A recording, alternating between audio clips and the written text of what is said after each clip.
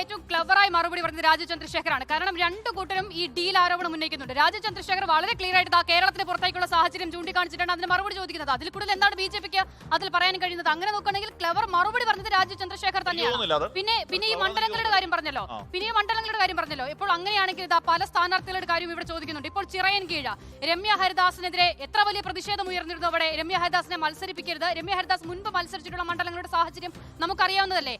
കോൺഗ്രസിൽ നിന്നും ആളുകൾ പരസ്യമായി ഇറങ്ങി പ്രതിഷേധിച്ചു രമ്യ ഹരിദാസിനെ കൊണ്ടുവരുന്നതിനെതിരെ.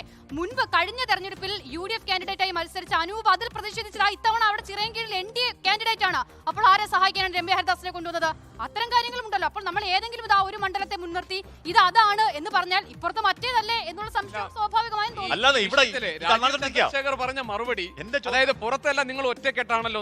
അതായത് ശബരിമല മണ്ഡലം ഉൾപ്പെടുന്ന റാന്നിയിലെ 2020 കൊടുത്തിട്ട് ശബരിമല സ്വർണ്ണക്കൊള്ള വിഷയമല്ല എന്ന് പറഞ്ഞതിന് ഒരു മറുപടിയും പറഞ്ഞിട്ടില്ല.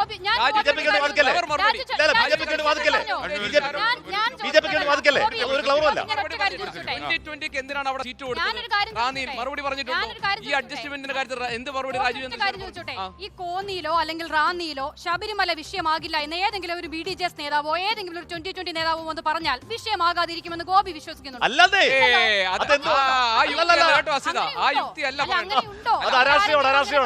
അങ്ങനെ മുഖ്യമന്ത്രി പറഞ്ഞു.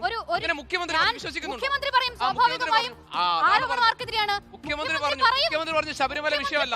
സ്വാഭാവികമല്ലേ ആരോപണം അവർക്കെതിരെയാണ്. പക്ഷേ NDA പറയുന്നത് അസ്വാഭാവികമാണ്.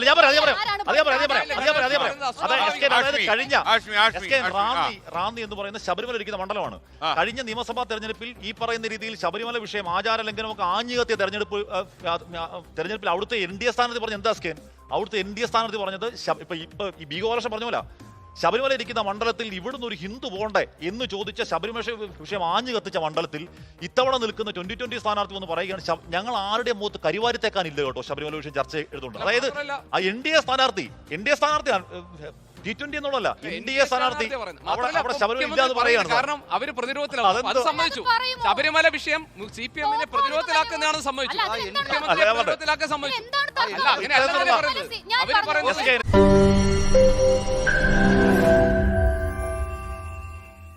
ലോകത്തെവിടെയായാലും ഏത് സമയത്തും 24 വാർത്തകളും ഓഗ്മെന്റഡ് റിയാലിറ്റി പാക്കേജുകളും എക്സ്പ്ലെയിനറുകളും വിശദമായി കാണാൻ ഞങ്ങളുടെ YouTube ചാനൽ നിങ്ങൾക്ക് സബ്സ്ക്രൈബ് ചെയ്യാം.